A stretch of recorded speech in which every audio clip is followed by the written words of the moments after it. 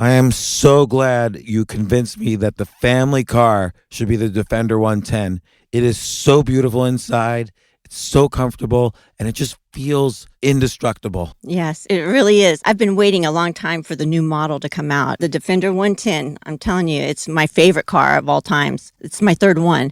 You know, I have stories of going off road. The guy managed the group. He was like, "What are you doing in this beautiful car?" I'm like, "I'm going off road." He's like, "Are you sure? Because you can use one of ours." And then they look like Mad Max cars. I'm like, no, we're going to do this. And he was shocked. Wow. Well, it's great because the Defender has been reimagined for 21st century adventure, and its unparalleled off-road ability as well as its robust interior are invaluable whether you're headed towards uncharted territory or just a weekend of exploration. The Defender 110 tackles challenging surroundings with absolute confidence. The SUV conveys strength outside and in, featuring peerless technology like an intuitive driver display and an award-winning infotainment system. That's my favorite part, to keep you connected no matter where the journey takes you. Adventure is unique to everyone, and so is the Defender. Choose from the two-door Defender 90, the four-door Defender 110, or the larger Defender 130 with the ability to seat up to 8 passengers. You'll find uncompromising performance in all three. So pack up and go even further with the Defender 110. Learn more at LandRoverUSA.com/Defender. This isn't your average business podcast, and he's not your average host. This is the James Altucher Show on the Choose Yourself Network. Today on the James Altucher Show. I was rhyming in different languages since I was a child. So I always had rhythm, connotation, I always had energy and a little bit of theatrics in the way I spoke and everything. And when I saw spoken word poetry for the first time, I fell in love with it. And I was like, A, I can do this, and B, this would be a great way to meet girls. Why is that? You know, it was the simplest, cheapest way to be a rock star. So when you quit being a teacher, did you quit or were you fired? Like, oh, yeah, so this is the good stuff. What happened was I had no intentions of ever quitting. I'm like, I'm going to do this on the side. This is going to be fun. It's a cool way to keep life interesting outside of my 9 to 5. And it took a life of its own. So now all of a sudden, you know, success is kind of a curve like this where it's, you know, as everything is starting to work, it's starting to move. So your biggest reward are opportunities, not rewards. It's if somebody gives you an opportunity to work, that's what you're working towards. It's really a fascinating way to put it. Yeah.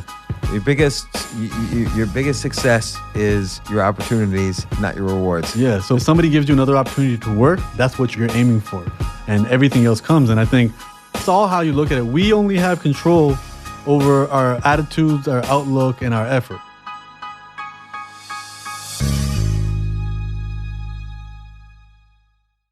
So we're gonna keep trying it. I'm gonna open it up, like you said, random. We're on 48. Chapter 48. Which emotions are you feeding? Yes. So, and I love this concept because let's say, you know, you had that guy betray you with a deal, or you lost a relationship, or you know, these publishers rejected you unless you jump through certain hoops. Yeah. You could feed the emotion of like, oh, you know, I hate them, yeah. And that you will feed it in a very literal sense, in that it'll keep growing. Like the next morning you'll wake up and that emotion will be bigger. Yeah. And it gets addictive. But if you stop feeding it and you focus on actions that move you away from it to succeed, and you know, this is I get from reading the chapter, you know, that's how you succeed. Yeah, and it's all how you look at it. We only have control over our attitudes, our outlook, and our effort. You know, we always have control over these things. We don't have control over how other people are going to act, and we don't have control over how things are going to play out. So even in the situation where this friend who I really considered a brother at this point, we had built that bond, and I don't have a biological brother, so I was definitely leaning into it even more than I probably should have, you know, turned out to have betrayed me. But when I was able to take the emotion out of it and look at the situation, he still believed in me. He really thought I was going to be his free ride to the top. He just needed me to focus on my art, and he was trying to finagle and Ponzi scheme a bunch of money for me to be able to focus on the art while he rode on my coattails. It just blew up in his face, and he took off. And he still had the opportunity, had I confronted him and be like, hey, I don't think this is real. What's up with this? Had he simply faced me and had an adult conversation, we probably would have figured it out together. But he ran. And I think for me, seeing that and telling myself probably within the first month of being at my lowest point that, hey, you have the opportunity. And it was through hearing your story, hearing, J.K. Rowling's story, hearing stories of people who had decided rock bottom was the foundation to build. That's where you're going to start building. Deciding, I'm going to work until this story has value, and I'm glad it all happened. And again, it wasn't a philosophical moment where I was like, I have finally found the value in all this difficulty. It was, okay, this kicked my ass. It put me into high gear. I am working harder than I ever thought I could. I am achieving more than I ever thought I could. And now, when I sold that condo I lived in, that condo it was attached to the subway station in Toronto. The first is a Kipling subway station. There's a condominium attached to it. And that's where I lived. It was prime. Every day that I had to go downtown for work or, get a gig or for a meeting, I had to take the subway and stare at this giant monument of my failure. And it killed me. And the only moment that it stopped killing me is when I had enough where I could buy two. That, and I'm being honest, I didn't get over it until I actually had enough money to buy two of them. No, I think that is very honest because I think people, people think that, when you get over the frustration of losing money, that solves your problems. No, it's getting over the frustration so you could then make money again. Yeah. And, money does solve your money problems. So, that's an important thing to remember. But it's the emotions that you feed that will kill you. It's not necessarily the lack of money. Yeah, money's not going to make you feel good enough. Money's not going to be able, unless you're spending your money on other people, it's not going to buy happiness. But it's a necessary tool. And I do believe in two tax brackets. I believe in you are struggling or you are not struggling. I believe that once you've graduated to not struggling, whatever that may be, I think they say it's 75 grand for the average city, probably not New York, but the average city, then I don't think there's going to be much of a difference between that 75 grand and making it 75 million in terms of how you feel about yourself and your self-esteem. And I think that's right. Unless, right, you'll go back to your base level of self-esteem. So let's say someone's a billionaire, but then suddenly they need to buy a football team and a private jet in order to have self-esteem. There's probably some issue there that's unresolved. Completely. And you start hanging out with people who, the moment you hit a certain threshold, you start meeting people in the threshold above that, and then all of a sudden your accomplishments seem cute and minute in comparison to theirs. Yeah, that's and we what identify killed me. It does. We're trying to keep up. Yeah. Yeah, and we identify our gaps in relation to these people that we're around. And so for me, even in going back to the emotions you feed your emotions through your environment and through your choices. So if you hang out with people who are always complaining, you're always going to complain. If you're hanging out with people who are constantly trying to show off, you're going to want to show off as well. If you're starting to eat crappy food, you're always going to be in a crummy mood. Like, this stuff matters. Yeah. And it doesn't require me to go into detail about the healthiest foods. You can figure that stuff out. My goal with this book is to get you to ask these important questions. And one of the important things that I do and why I try to differentiate myself from a self-help guru is I encourage people, if things are feeling too heavy, go to therapy, seek a professional. I say, listen, I'm a rhyming beardo. There's so much I can do, and I'm here to help take your very heavy emotions and make them feel lighter by putting them into easy digestible words. But we're going to hit a limit where you might need some more advanced help. And this book isn't about having all the answers. This book is about encouraging you to ask the right questions. So here's chapter 11. Putting yourself first is not selfish. Yes. Which is interesting because, like, when I first wrote this book, Choose Yourself, everyone thought, oh, that's a really, not everyone, but I would get some emails, that's a really selfish title. You should think of others. Yeah. And I'm like, no, this is the way to think of others. You have to take care of yourself so you have the best ability to help others. But so I resonate with this chapter title a lot, but you're right here. Selfish isn't pursuing what you want in life. It's when you're not also helping others in theirs. And I think that's really important. And I think it's also what can also be selfish is expecting other people to put you first. And the simple analogy, the popular one is, in an airplane, if there's an emergency, they say put your oxygen mask on first, then help the person beside you, or even help your child, because Man, I think I use that analogy in Choose Yourself. there you go. And it's the perfect analogy. You're not going to be of any value to anybody else if you're not taking care of yourself.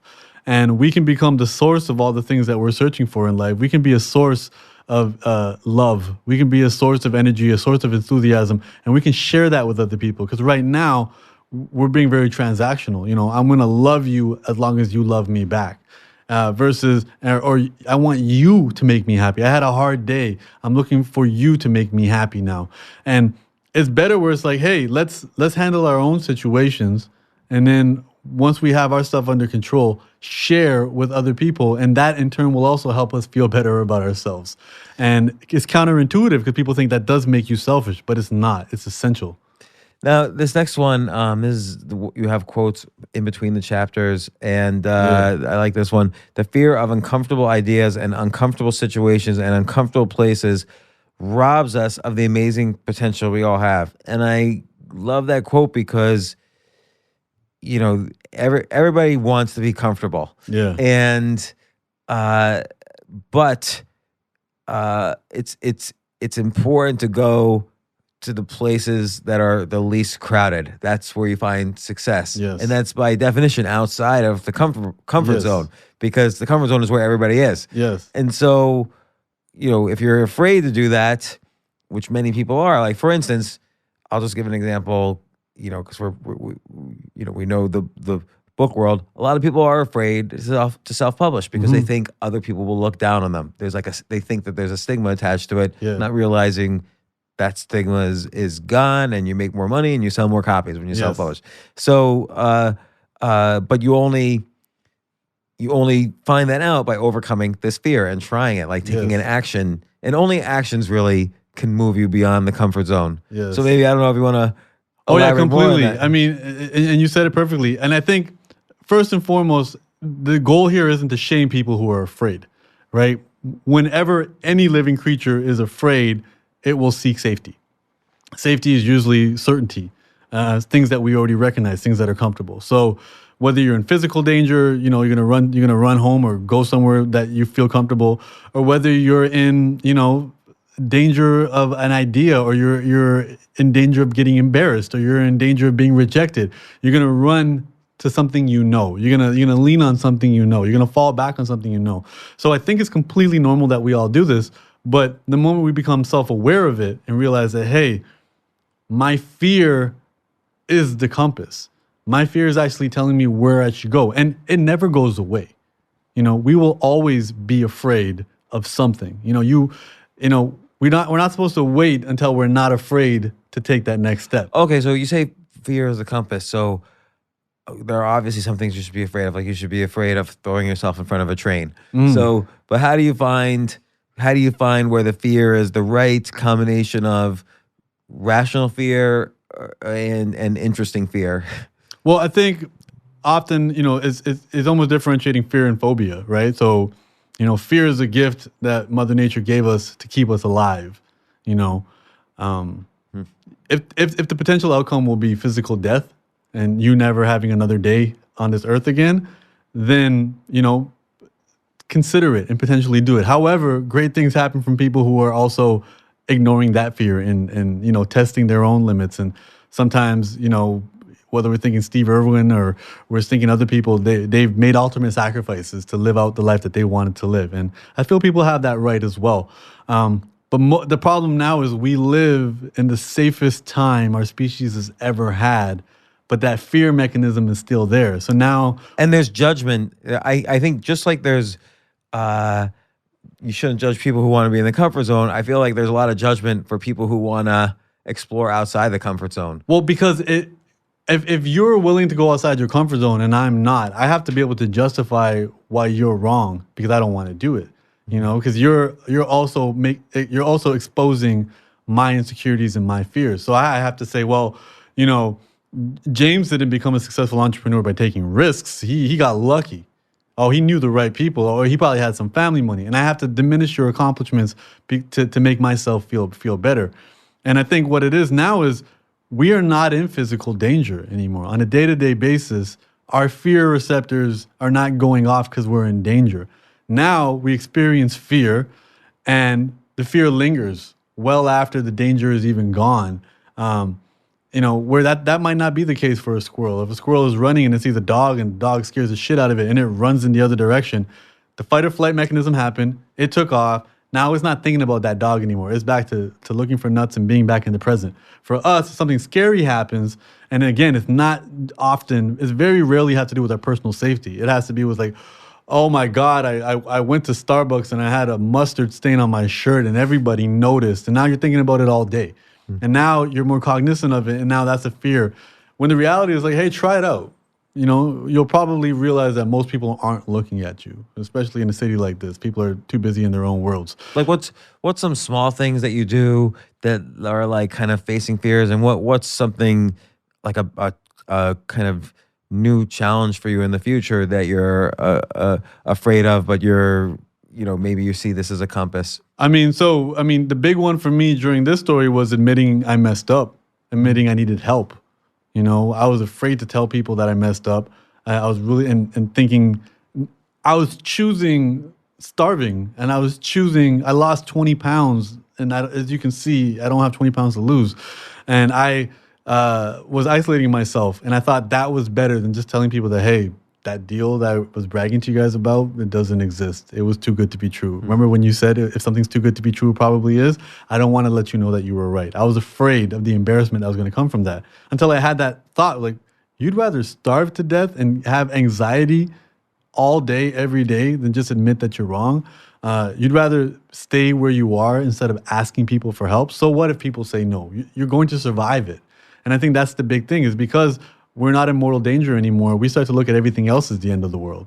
Rejection as the end of the world. Even now, for this book specifically, now that it's come out in the States, I've had to shed a lot of my Canadian sensibilities. The Canadian sensibility is you text somebody once or send them an email once and they don't reply, that's a no. They don't want to hear from you again, and that's it.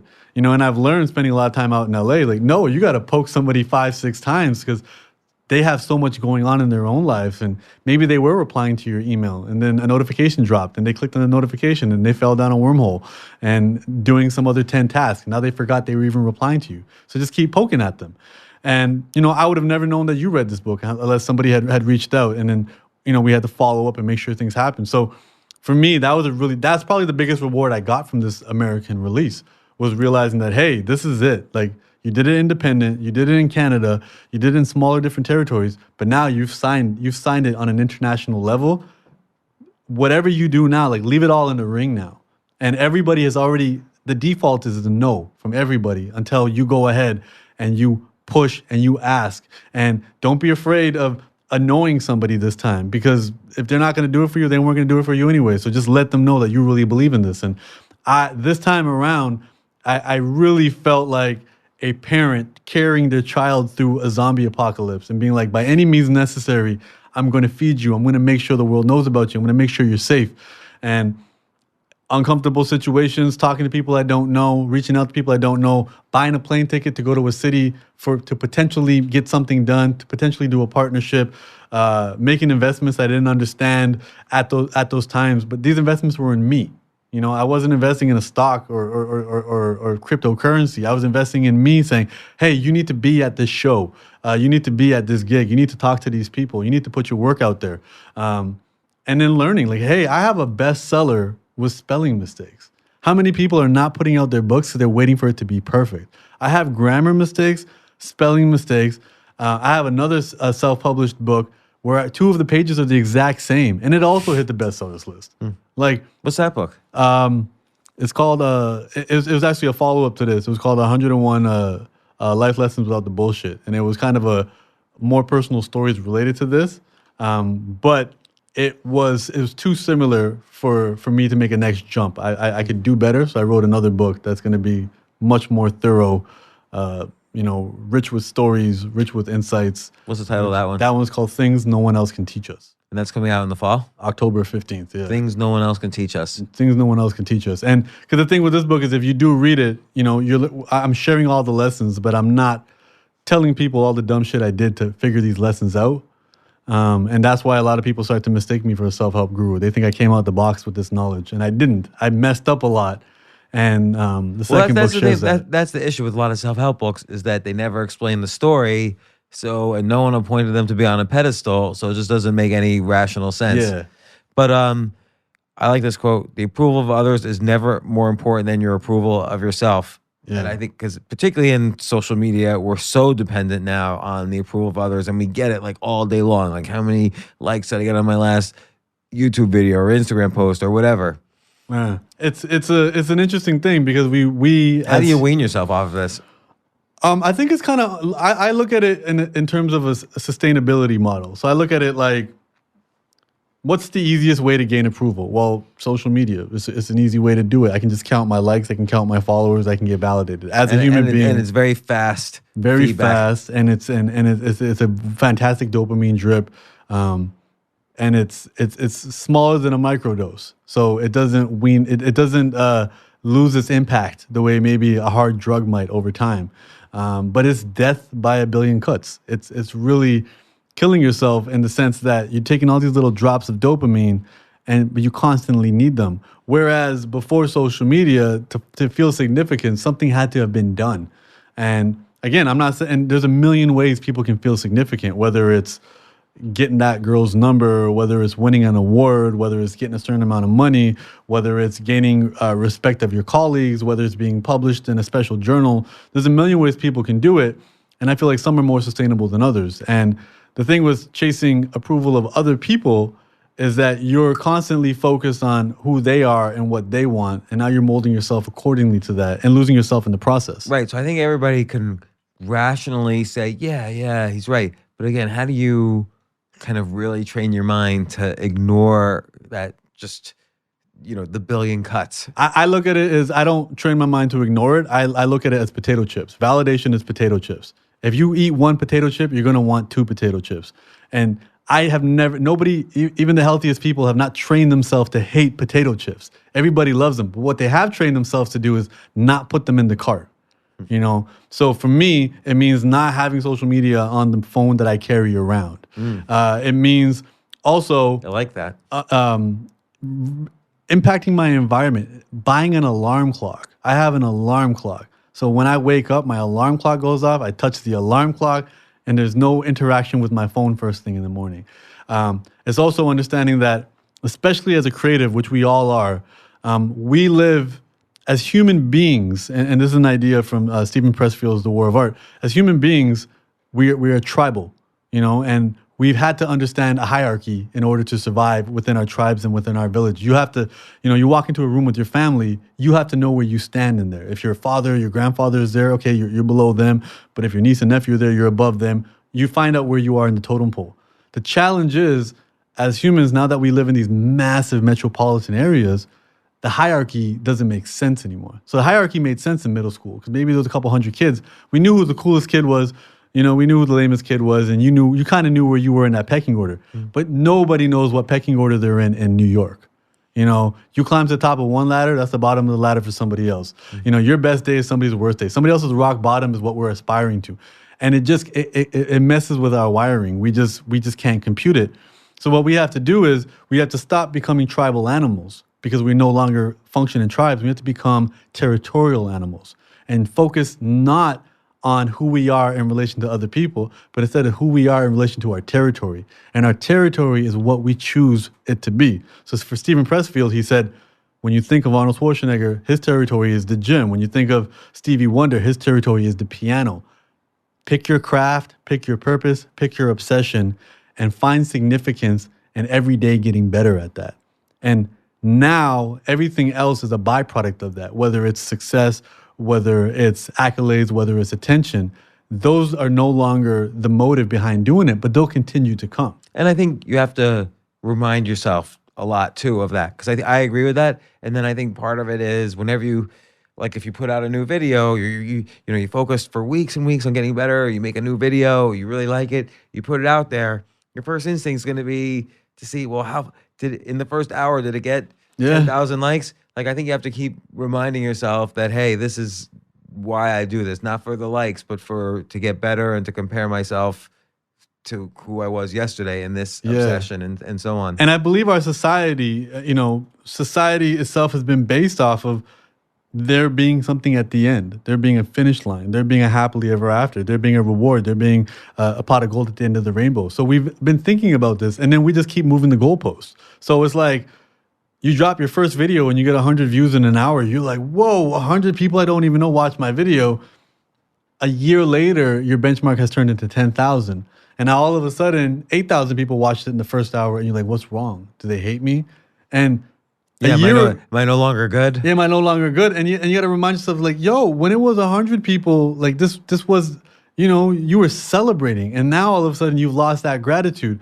And again, I don't think this is a failing as who we are as human beings. I feel like this is just a reaction of our primal instincts, mixed with modern society. Our primal instincts are like, you had this, now you have less, you should be afraid.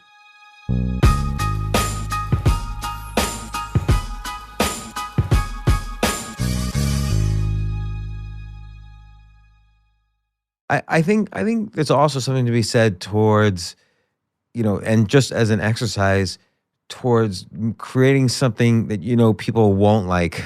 So again, there's a tendency, I feel, when I write something, I know what there's a tendency sometimes for the audience to control the artist. Yeah. So I'll write something because I know my audience is triggered by these words I use, and they'll like it, and then I'll feel good. Yeah. And so sometimes it's important to write something or you hope that they might hate, so that you're really trying something new. Yeah. Something that you like but you think they'll hate. So like a great example is Bob Dylan in his book, I think his memoirs Chronicles, he describes how several times he switches genres without really caring about the audience at all, and they do in fact hate what he does, the new things, but he just does it. And now the guy is winning the Nobel Prize in Literature. And he's leaning into a fear, because I'm sure there's fears in his head being like, whoa, well, if I mess this up, they may not even check me out if I go back to my old stuff. They might just give up on me. And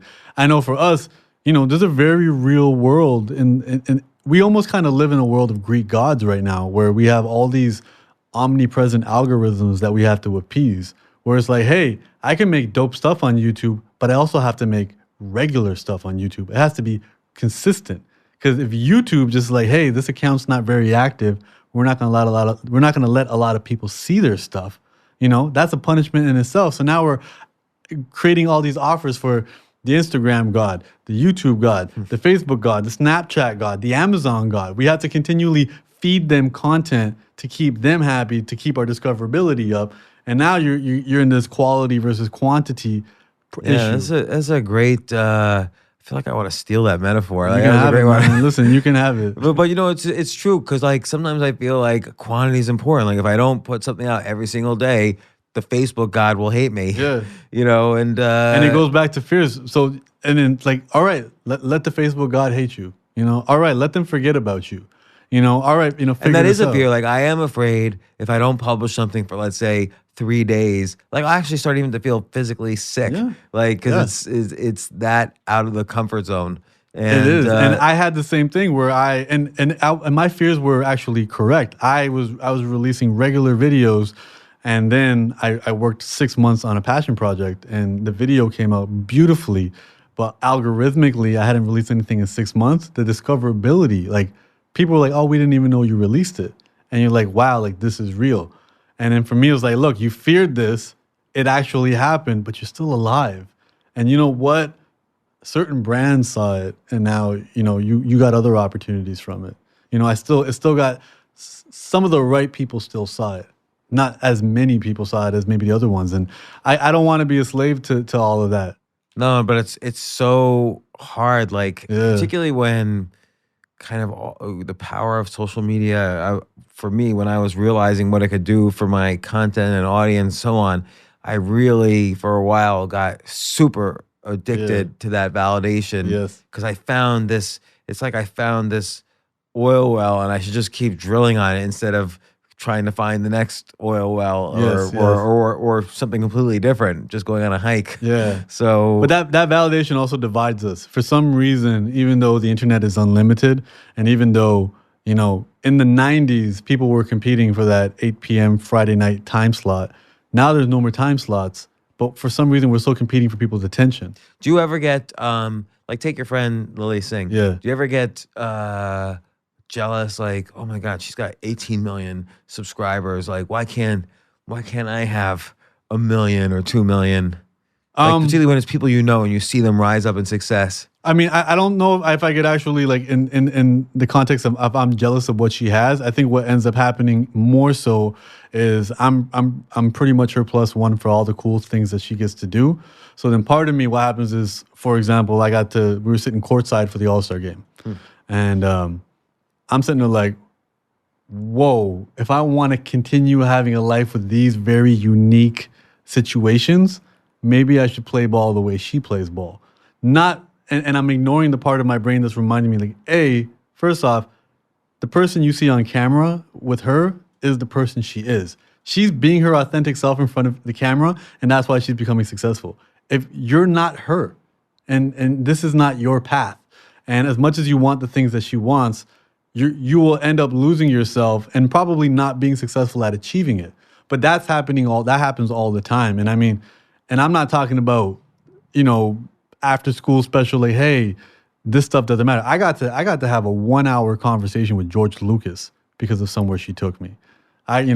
Individual, and he schooled me on life, philosophy, art, and creativity, and being like, I want more of these experiences where I get to meet these human beings that other people don't get. I got to roller skate with Beyonce, and being like, this stuff is not going to happen. I'm doing very well, but I'm not. There's levels to success. So wait, hold on. George Lucas. George Lucas. Yes. So is Rey a Skywalker? What's the deal? We don't talk about the new stuff. All right. We don't talk. He doesn't talk like. It's like a sore subject for him. You see it on his face. Oh, interesting. Yeah. So, but one of the big things he did tell me was, don't think too deeply into Star Wars. I made it for 12-year-old awkward boys. Jar Jar Binks is a 12-year-old awkward boy, and I made this movie for them. And I wanted to create a universe where nobody got shot in the back. Even though I guess, no one got shot in the back, really, right? He's like, so he said to me, everything. No one reads a book either, by the way. Nobody reads the book, yeah. But he said I wanted to. He goes, I only made it. I thought they would never let me make a film again, so I made Star Wars with the one chance I had, and I said, hey, why did you start with part 4? And he's like, because I'm an artist, I can do whatever I want. And then he said, also, we didn't have the technology to make Yoda fight yet, and Yoda had to fight in part 1. And he goes, it wasn't until Jurassic Park that I'd like, oh, now we can make Yoda fight. Let's make part 1. And I was like, your answers are so casual. Oh, funny. Yeah, and I'm like, these are the things that people would love to hear. And he's just like, and he was telling me about like the analogies and relating it to the Ewoks and the Vietnam War. A group of people with primitive technology defeating a far superior technologically based oppressor. And he's like, these are the stories I was trying to tell. And I'm like, have you done like a DVD commentary about this? And he was just like, I really thought people were gonna pick up on it.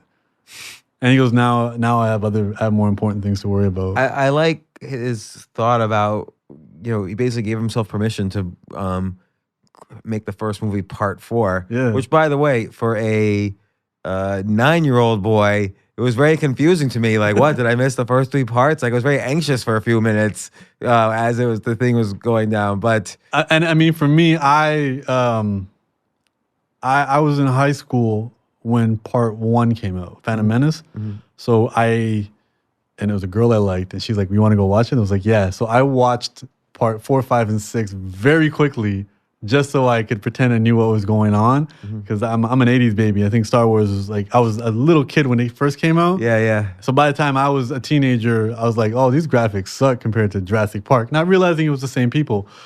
And when he was telling me, he went in depth. He really went in depth. It was an hour conversation, just me and him. And it all started with me just asking a simple question and him just, I guess, having nowhere to be at that time. And what was the simple question you asked him? I was asking him about a deal that I had on the table, because I'd watched him do a talk about how he's still an independent filmmaker. even though he's on a big scale, he's independent. And he talked about the importance of maintaining ownership. And I had a music deal on the table where they said, look, we can give you a budget and everything, but we can't give you your masters. Like for this project, we're keeping the masters. So I said, hey, I have a deal on the table. They're going to keep my masters. You're big on ownership. It was an excuse to talk to him, but I figured he'd give me a good answer too. And I'm like, what are your thoughts? And he just said, hey, well, if it's your first deal and you haven't proven yourself, you take the deal, you knock it out of the park, and then you guys negotiate for the second one. And Right. He still did American Graffiti first. Yeah, And THX 1138. Exactly. So- And he's like, he viewed his first Star Wars movie as his last. He's like, they're letting me make this. Let's just have fun and do it. And every progressive film, he took more and more ownership and more equity in it. And he also paid his actors in equity. And in my head, I'm sitting there like, does he want to talk to me right now? Because he keeps talking, hey, pay attention to what he's Lucas saying. my best friend right now? Yeah. And I was like, is it rude if I pull out my notepad and I can hear his phone buzzing, but he's not picking it up? Okay, he wants to talk to me. Okay, he cares about what he's saying. Pay attention to what he's saying. Stop talking to yourself. And it was just a surreal moment. And I'm like, are people going to believe me when I tell them this story? Should I tell people this story? Because if I tell this story, maybe I won't get invited back to the places where I got to meet him. But I was like, it was important because I felt like he was talking to me as if other people should have known some of the things he was saying. And I realized it wasn't. So when I have those moments, I was like, I need to get my Lily Sing on. I need to do it that way. The irony of it is she used her success to build an environment for me to be the person I was. And she goes, don't play the game. Don't play the success game. Don't try to climb the ladder. You're a weirdo little artist. Here, I can afford a place now in LA. I got a 2-bedroom spot. Here's your corner. Come whenever you want. Figure yourself out. Just make sure you're working. Don't come out here and party. And I definitely did not party when I was out there, and I worked. And a lot of the seeds that I had first planted started to sprout, including this book. I mean, I wrote the book not thinking it would make it this far, but realizing, and I understand why I made it this far. And a couple of other things, I design T-shirts. I know people can't see it right now, but I have a whole collection of shirts that I just put so I can wear in my videos. And every day they're selling. I get notifications on my emails. That's a real nice one. My shirts. I like the colors. And I mean, these are things that I had to learn how to make them in the beginning because I had to sell them at shows. And then my music videos, I had to shoot my own music videos because my music video guy got in a fight with his wife and stopped picking up my calls. And that evolved into me having my own team in Toronto now so I can shoot high-level music videos. And that got me meetings with major labels. I had a major label meeting in LA a week ago. And that wasn't even about me as an artist. That was about me as a music video director. So now all of a sudden, success is kind of a curve like this where it's, as everything is starting to work, is starting to move. So for me, there isn't a lot of jealousy because I also see her work ethic is not something I can describe to people. It is ridiculous. And it's the type of work ethic where you can't tell little kids, like, if you work hard, you can be Lily Singh. It's like, no, you're going to need her genetic makeup and her obsessive compulsive behavior and not have a social life and never leave the house and just be obsessed with what you're doing. And she works so hard, and she taught me a lot. She taught me that your biggest reward are opportunities, not rewards. It's if somebody gives you an opportunity to work, that's what you're working towards. That's really a fascinating way to put it. Yeah. Your biggest success is your opportunities, not your rewards. Yeah. So if somebody gives you another opportunity to work, that's what you're aiming for, and everything else comes. And I think the first time when we became really good friends, and even when we started talking about money, like, it wasn't about how much money she made. It was about how much money she had turned down that year, and saying, you can't work on stuff that's not fun. It's gonna chip away at you. What's the difference between doing a commercial for a brand you don't like and having to flood your social media with them and working that office job? Now you're gonna have a chip on your shoulder with that money you made, and you're gonna be like, oh, I gotta buy something really nice to make myself to wash off the shame of what I just did. And she's like, don't ever do it for the money. The money will find you. And it sounds so philosophical and kind of fairy tale-ish, but you start to realize it's true. When you add value to people's lives, everybody around you starts to be on your team and provide you with the resources to add more value. And this is what I want to tell all my artist friends. Stop asking for support. Stop saying, hey guys, Humble the Poet, new song, please support me. Hey, Humble the Poet got a new book, please support me and buy it. Because that's not what the folks who make the iPhone say to you. They don't say, hey, iPhone X is out, please support us. They're like, they got you lined up around the building because they provide some sort of value to your life, whether it's a status symbol, whether it's impressing your friends, whether it's giving you better selfies, whether it's helping you make phone calls. People used to use phones to actually make calls back in the days. But adding value to people's lives and serving people in whatever capacity you want, whether you're serving people, giving them an efficient way to eat their food quicker, delivering food to their house, whether you're what they're listening to on the radio when they're stuck in traffic, you add value to people's lives, you won't encounter as much resistance. And I had to learn that by just letting go of all the chips I had on my shoulder. I had to let go of comparing myself to her success. There was a point, and this is actually a story in the second book, where she vlogs her life. She videos. She used to video her life every day, and she wised up, and now she does it like once a week. But we went grocery shopping, and she asked me to buy bananas. And I came back with a bushel of green bananas, and I put them in the cart. And she's like, "What are those?" And I was like, "They're bananas." She's like, "Why are they green?" Because my mother raised me, you buy the bananas green, let them turn yellow. That way you don't waste any bananas. Immigrant mindset. And I guess she grew up differently, where you bought them yellow, and you just tried to finish them before they turn black. But the simple fact that her following is 10 times my following, and I became known as the green banana guy. And more people knew me as the green banana guy than the guy who wrote the book, than the guy who made the music, than the guy who did anything. Any contribution I had got dwarfed by being known for the green banana guy.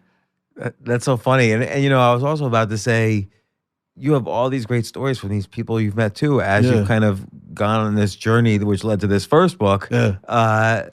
It's almost like a book just telling all these stories, but it sounds like that's the second book. That's the second book. And then me going in deep and being like, look, I didn't have a talk with the millions of people who call me green banana guy. I had to check my ego and be like, why is this bothering me?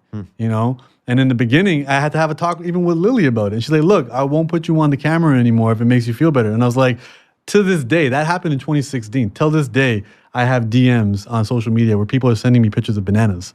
They're like, hey, because the joke it stretched to Humble thinks the color green is yellow. So they'll send me pictures of like limes and be like, Humble, do you think this is a lemon? And it's just young kids.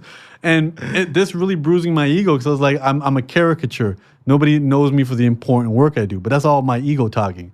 Eventually, I owned it and I said, hey, I started a hashtag Team Greenish, and I would lean into the jokes. And that helped people discover it. And then people would message me like, hey, I thought you were the banana guy, and I realized you do really dope stuff. I came on your Instagram, you write some really cool work. And it's like, that's better than people just taking me serious anyways. Because I didn't want anyone to think I'm a self-help guru anyways. I'm a normal guy who buys green bananas instead of yellow bananas and thinks that's important. And I have fun like everybody else. I do dumb shit like everybody else. What I bring to the table is I put words together very well. That's my thing. And I can take complex ideas and complex emotions that I felt, and I had to put them in words so that they stopped haunting me. And I typed up those words and I shared them with people who I thought would care. And I built a community off of that. I am not any smarter or any wiser than anybody else. I just have now opened myself up to realizing that, hey, every opportunity is a lesson. Every situation that we have is an opportunity to learn and grow from it. And there's a lot of universal truths and attributes and lessons that we can apply to life. And even them they won't work, maybe 2-3% of the time. As we said, we can't lean into all our fears because we might end up dead. And, I've tried a million things out and failed. But at the same time, I've reappropriated the idea of failure. To me, failure isn't the opposite of success. Failure is what we pave our road with to get to success. And this is scientists already know this. Scientists look forward to failing to figure out what's not working in their test. They don't have an emotional attachment to it. And it should be the same thing with us. If you're starting out a new podcast, it can't be perfect the first time. You got to trial and error, try this out. Go back to your favorite television show that's been on for 9 seasons. Go back to the first season. It doesn't look the same. The set doesn't look the same. The quality of the acting isn't the same. Nobody starts perfect. And messing up isn't the end of the world. And I think that's the big thing. And at the same time, I talk a lot about in the book, remember your mortality. You're going to die. How much of this will be a big deal on the last day of your life? Don't be afraid to be embarrassed. Don't be afraid to fail. Don't be afraid to have to reinvent yourself. I lost all my money. You've lost all your money a few times. You can bounce back from it. You know you can bounce back from it, so you're probably not as afraid to do it again. And I think No, I'm pretty afraid to lose all my money again. it's because you just keep making more and more, and now it's just Well, the thing is, I do have more confidence that I can make it again, but it's hard. yeah, it's hard. So I don't want to have to do it again. Ideally, you're not afraid of it. You just don't want to welcome I want it new again. challenges. New challenges. And I think that's the thing too. I've met a lot of people who have become very successful who have still devoted themselves to a life of discomfort. They just find new things and new challenges because media taught us it's going to be happily ever after. There's going to be a day where we don't have to deal with any more obstacles, any more bullshit. That doesn't exist. No matter who you are, you're going to have a new challenge every single day. You're going to have new problems every single day. And I think you're right. Like leaning into them and is the way to experience new things, and many of those new things will surprise you in surprising ways, in unusual ways, because you don't know yet until you go into it. You absolutely don't know. And as well as the ideal life is when you are excited to tackle those challenges and problems. Like if all of a sudden, finances aren't an issue anymore and you decide, all right, I'm going to devote my life to restoring this corner of Central Park. There's going to be a lot of challenges involved with it, but you might be enthusiastic about solving those problems. That's what a nerd is. And anything that they love solving those problems, whether it's in a sport, whether it's in a video game, whether it's in, writing a piece of poetry. I think Eminem loves challenges and putting words together and finding new cadences. I think he's obsessed with that. And I feel like the money new ways and the fame, to tell his story. Yeah. New ways to, everybody tries to mimic his style, but then he changes style. He changes his styles, yeah. And Outkast was the same way. I feel like even Lil Wayne, I saw an interview with him where he said, a lot of rappers fail because they fall in love with the rewards of rapping. He goes, for me, I was always in love with rapping. He goes, I just used my money to give me more time in the studio. He goes, well, everybody else is too busy partying. And he goes, that's why I will always be here, because I love the craft. Lil Wayne's territory is his craft, is rap. He's not comparing that himself way to of other looking people. at territories instead of tribes too. Yeah. So I kind of want to go through all 101 chapters, but I'll close with this chapter 16, which we've already talked about. Yeah. But I'll say it again in these words used: pave your own road. There's less traffic. I'm a firm believer in this. I always tell my kids, even, find the place least crowded. That's where you're going to find all of your personal success, essentially.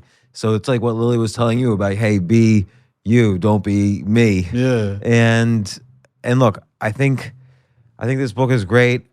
I loved reading it. I've read it 2 or 3 times now, actually, and again, the first time I read it, I just pulled it out of the envelope from the publisher. I'm like, oh, okay, I like the cover. I turned to a page. Oh, yeah, it looks interesting. And I just kept reading it. I read the whole book. That's so beautiful, man. And then it's just like a few days later, like I said, Jay Shetty introduced me to you, and I forwarded to Steve, the podcast producer. Oh, let's get him on the podcast. Yeah, we had a great chat. And that's the thing that I really love about this is I feel like, it was a seed that is having its own journey.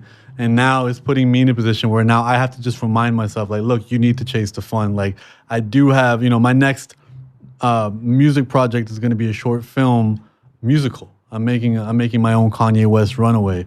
And, I've been writing it in my head forever. But now I was like, okay, listen, after this date, because I had a list of media things I had to do. I had a list of a wish list of media I wanted to do.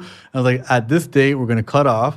We're gonna take off the promotional hat and we're gonna sit down in Toronto and we're just gonna pull out the laptop and we're just gonna start writing and working. And there's gonna be unsexy parts of that job. Producing a film is hard. Casting for a film is hard. Negotiating with people is hard. There's gonna be challenges with it, but we're gonna lean into it, knowing that there's gonna be fun stuff and not so much fun stuff. But at least now, especially with the success of this book, we don't have to have any expectations other than to finish it and be proud of it. And now I'm setting a lot of different goals. At the All-Star game, I met J. Cole, and I'm like, hey, you got a festival called the Dreamville Festival? I will be performing in 2020 at your festival. I don't know how I'm going to get there, but I will do it. And I got 2 assistants, and I was like, look, once the second book is done and we've done our promo run for it, we're going to put all our resources in just figuring out how to get onto that stage. And I'm not promising myself everlasting happiness by getting on that stage. It's just I deserve some fun, and I'm gonna work my butt off to make that happen, and then I'll pick something else funky to do. Maybe take my parents on a trip and learn as a writer. 90% of your life is living life in order to have something to write about. And I'm so grateful that my agent, Mark Gerald, is not as business minded. He's more artistically minded, and he doesn't want the next book to work. He wants the next book to take the community deeper. And he's like, don't think of a third book unless you're taking them even deeper. Don't just rehash the same stuff. So Unlearn is a very easy book to read, but it's also a contract that you're now part of my community. I call my community my handsome friends. And when we go with the second book, we're going to go a little bit deeper, and then I won't come out with another book until I take you even deeper. Will you come back to New York for the second book? Listen, I'm always in New York anyway, so I'll be here for that. But I would love to. I know I would appreciate it. Being up on here, chatting with that. Become a regular guest. I always say, this is a business trick I learned in the 90s, but it applies to podcast guests. The best new customers are your old customers. Yeah. So the best new guests are your old guests. Okay. So that's not a common thought for podcasters. Most other podcasters are like, you can only come on once a year. And I'm marking it on my calendar being like, no, that's fantastic. Yeah. I appreciate that. Humble the poet. You are truly humble. And the book is Unlearn, 101 Simple Truths for a Better Life. I also think people should check out Humble the Poet's YouTube channel and your blog. Just Google Humble the Poet blog. Is great stuff. But definitely the YouTube channel. See your music videos. And thanks so much for coming on the podcast. Thank you so much for having me. Excellent.